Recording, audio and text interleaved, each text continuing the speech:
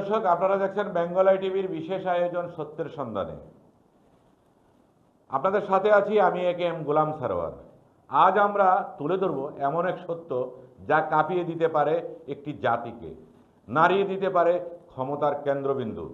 চারিদিকে নিস্তব্ধতা, চিফ প্রসিকিউটরের দপ্তরের টেবিলের উপর রাখা এক মোটা লাল সিলমারা ফাইল, যার ভেতরে আছে এমন কিছু যা পাল্টে দিতে পারে বাংলাদেশের ইতিহাস। তদন্ত শেষ হয়েছে 6 মাস 27 দিন। এবার প্রকাশ্যে এলো সেই নাম, শেখ হাসিনা, সাবেক প্রধানমন্ত্রী। অভিযোগ, এই দেশের ইতিহাসে সংগঠিত সবচেয়ে ভয়ঙ্কর মানবতা বিরোধী অপরাধের মাস্টারমাইন্ড তিনি। চিফ প্রসিকিউটর তাজুল ইসলাম সংবাদ সম্মেলনে জানান, এই আন্দোলনের সময় যে হত্যাকাণ্ড, ধর্ষণ, অগ্নিসংযোগ, শিশু হত্যা ঘটেছে তার প্রত্যক্ষ নির্দেশদাতা ছিলেন শেখ হাসিনা নিজেই। ফোন কল, ভিডিও ফুটেজ এবং প্রত্যক্ষদর্শীদের বয়ান, সব প্রমাণ হাতে আছে। 14 জুলাই এক প্রেস কনফারেন্সে শেখ হাসিনা বলেছিলেন, তারা রাজাকারের বাচ্চা। এই একটি বাক্য থেকেই আগুন ছড়িয়ে পড়ে সারা বাংলাদেশে। পুলিশ, র্যাব, ড্রোন সব বাহিনী ঝাঁপিয়ে পড়ে ছাত্রদের উপর। সাথে ছিল আওয়ামী লীগ, যুবলীগ, ছাত্রলীগ, সবার হাতে অস্ত্র। লক্ষ্য একটাই, আন্দোলন থামানো। তদন্ত রিপোর্টে বলা হয়েছে, শেখ হাসিনার ফোনালাপে খুনের নির্দেশ স্পষ্ট ছিল। তাদের শিকড় সহ উপড়ে ফেলো, দরকার হলে আগুন দাও। এই নির্দেশনা বাস্তবেই রূপ নেয়। হত্যা, ধর্ষণ, গুম, আহতদের হাসপাতালে নিতে দেওয়া হয়নি। কেউ কেউ জীবন্ত পুড়িয়ে মারা গেছে। অপরাধ তারা শুধু প্রশ্ন তুলেছিল, এরপর আর চুপ ছিল না কেউ। শুরু হয় গণ অভ্যুত্থান, সরকার পড়ে যায়, শেখ হাসিনা পালিয়ে যান ভারতে, গঠিত হয় অন্তর্বর্তী সরকার, আন্তর্জাতিক অপরাধ ট্রাইব্যুনাল। ফাইল খুলতেই বেরিয়ে আসে নরকের দরজা।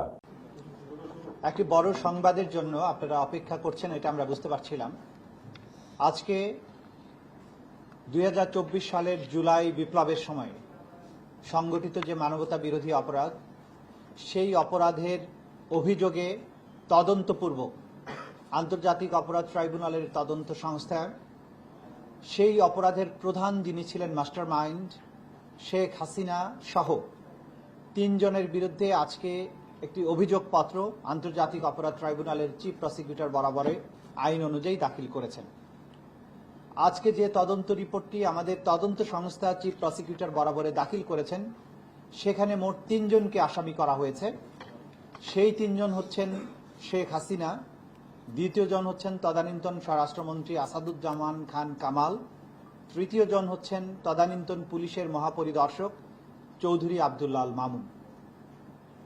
এই 3 জনের বিরুদ্ধে তদন্তের সূচনা হয়েছিল একটি কমপ্লেন্টের ভিত্তিতে।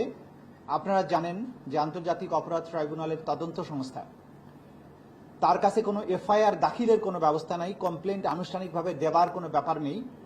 তিনি যদি তার নিজের জ্ঞান থেকে, নলেজ থেকে বা যে কোনো সূত্র থেকে অপরাধ সংগঠিত হয়েছে মর্মে তার নলেজে আসে, তাহলে তিনি সেটার ভিত্তিতেই তদন্ত শুরু করতে পারেন। সেই হিসাবে গত 14 আগস্ট তারিখে একটা কমপ্লেন্ট রেজিস্টার রুজু করা হয় আন্তর্জাতিক অপরাধ ট্রাইব্যুনালে তদন্ত সংস্থায়। তার ভিত্তিতে 14/10/2024 তারিখ, অর্থাৎ তার 2 মাস পরে তদন্তকারী কর্মকর্তা নতুনভাবে নিয়োগপ্রাপ্ত হবার পরে তিনি তদন্ত শুরু করেন এবং তদন্ত শুরু করার 6 মাস 28 দিনের মধ্যে তিনি এই জুলাই গণ অভ্যুত্থান চলাকালীন সময়ে দেশব্যাপী সংগঠিত যে মানবতা বিরোধী অপরাধ, হত্যাকাণ্ড, গুলি করে আহত করা, লাশ পুড়িয়ে দেওয়ার মতো যে সমস্ত অমানবিক কর্মকাণ্ড হয়েছিল সমস্ত বিষয়গুলো তদন্ত করে তদন্তের প্রধান মাস্টার মাইন্ড এবং হুকুমদাতা হিসাবে, সুপিরিয়র কমান্ডার হিসাবে শেখ হাসিনার বিরুদ্ধে তদন্ত রিপোর্ট দাখিল করেছেন এবং তার সাথে তদানীন্তন স্বরাষ্ট্রমন্ত্রী আসাদুজ্জামান খান কামাল এবং আইজিপি চৌধুরী আব্দুল্লাহ মামুনের বিরুদ্ধে রিপোর্ট দাখিল করেছেন। এই রিপোর্টটির কপি আমাদের হাতে পাওয়ার পরে চিফ প্রসিকিউটর এই রিপোর্টের সাথে দাখিলকৃত যে সমস্ত তথ্য প্রমাণাদি, যে সমস্ত ডকুমেন্টস, যে সমস্ত আলামত, সব কিছু এগুলো চিফ প্রসিকিউটর বরাবরে দাখিল করা হয়েছে। চিফ প্রসিকিউটর আইন অনুযায়ী এই সমস্ত রিপোর্ট, তথ্য প্রমাণাদি, আলামত সবকিছু বিশ্লেষণ করার পরে তিনি যদি মনে করেন যথেষ্ট প্রমাণাদি পাওয়া গিয়েছে, তাহলে তিনি সেগুলোর ভিত্তিতে আনুষ্ঠানিক অভিযোগ অর্থাৎ ফর্মাল চার্জ আন্তর্জাতিক অপরাধ ট্রাইব্যুনাল বরাবরে বিচারের জন্য দাখিল করবেন। ফর্মাল চার্জ দাখিলের পরেই বিচারের আনুষ্ঠানিক প্রক্রিয়া শুরু হয়ে যাবে আন্তর্জাতিক অপরাধ ট্রাইব্যুনালে। আমাদের যে তদন্ত রিপোর্টটি আজকে পেয়েছি সেটাতে আমরা প্রাথমিক যে দেখেছি যা কিছু পরিপূর্ণভাবে গো থ্রু করার জন্য, দেখার জন্য আমাদের সময়ের প্রয়োজন হবে। সেটা দেখেই আমরা পর্যালোচনা পূর্বক ফর্মাল চার্জ বা আনুষ্ঠানিক অভিযোগ দাখিলের ব্যাপারে কাজ করব। তো প্রাথমিকভাবে তার বিরুদ্ধে মূলত 5টি অভিযোগ আনা হয়েছে। সেই 5টি অভিযোগের 2টো অভিযোগের কথা শুধু আপনাদেরকে আমরা জানাবো, বাকিগুলোর কথা আজকে আমরা আপনাদেরকে জানাবো না।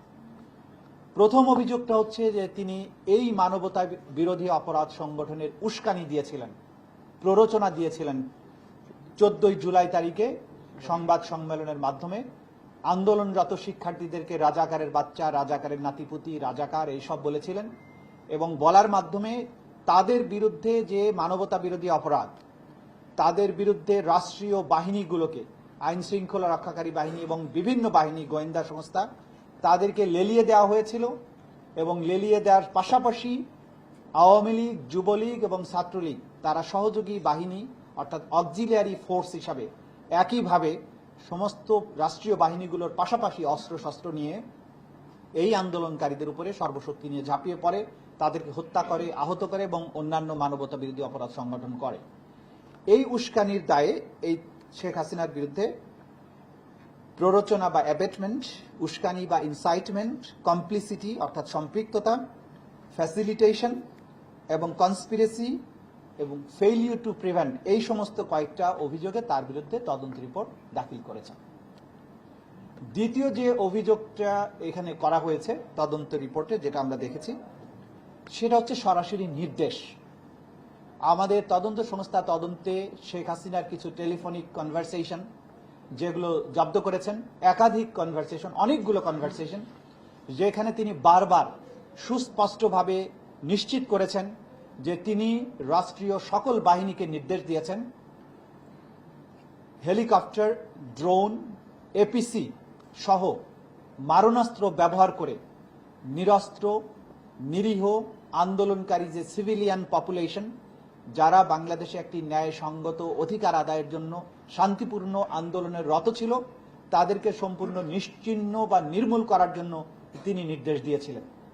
সেই নির্দেশের সব সরাসরি প্রমাণপত্র আন্তর্জাতিক অপরাধ ট্রাইব্যুনালের তদন্ত সংস্থা হাতে পাওয়ার প্রেক্ষিতে তার বিরুদ্ধে দ্বিতীয় অভিযোগটি দাখিল করেছেন এবং সেখানে মার্ডারের জন্য নির্দেশ, গুলি করে আহত করা, অঙ্গহানি করার জন্য যে নির্দেশ, এইটাকে সহায়তা করা, কমপ্লিসিট করা এবং কনস্পিরেসি করা এই কাজের জন্য, এই ব্যাপারে দ্বিতীয় অভিযোগটি আনা হয়েছে। চিফ প্রসিকিউটর তাজুল ইসলাম আরও জানান, শুধু শেখ হাসিনা নয়, এই মামলার অভিযুক্ত আরও আছে স্বরাষ্ট্রমন্ত্রী আসাদুজ্জামান কামাল, আইজিপি আবদুল্লাহ আল মামুন সহ অনেকেই। মোট মামলা 22টি, অভিযুক্ত 141 জন, গ্রেপ্তার 54 জন, পলাতক 87। তদন্তে আরও উঠে এসেছে বিভিন্ন জায়গায় ইচ্ছাকৃতভাবে আগুন দেওয়া হয়েছিল, সরকারি লোকজনই আগুন দেয়, পরে দোষ চাপায় আন্দোলনকারীদের উপর। ট্রাইব্যুনালের হাতে থাকা ফোনালাপ শুনে বিশ্বাস করা কঠিন একজন নেতা কিভাবে এমন নির্দেশ দিতে পারেন। শেখ হাসিনার বিরুদ্ধে এখন গ্রেপ্তারি পরোয়ানা জারি হয়েছে। তিনি পলাতক, কিন্তু ইতিহাস কাউকে ক্ষমা করে না। এটি শুধু বিচার নয়, এটি একটি দেশের আত্মার লড়াই। যারা আজ আর বেঁচে নেই, যারা তাদের প্রিয়জনকে আগুনে পুড়তে দেখেছে, তাদের জন্য এই বিচার, এই লড়াই শেষ নয়। এই গল্পে চলবে যতদিন না ন্যায় ফিরে আসে। সত্যের সন্ধানে আজ এখানেই শেষ করছি। আপনার মতামত জানান আমাদের ফেসবুক পেজ ও ইউটিউব চ্যানেলে। আমরা আবার ফিরব নতুন কোনো সত্য নিয়ে। ততক্ষণ পর্যন্ত চোখ রাখুন বেঙ্গল আই টিভিতে। সুস্থ থাকুন, ভালো থাকুন। আল্লাহ হাফেজ।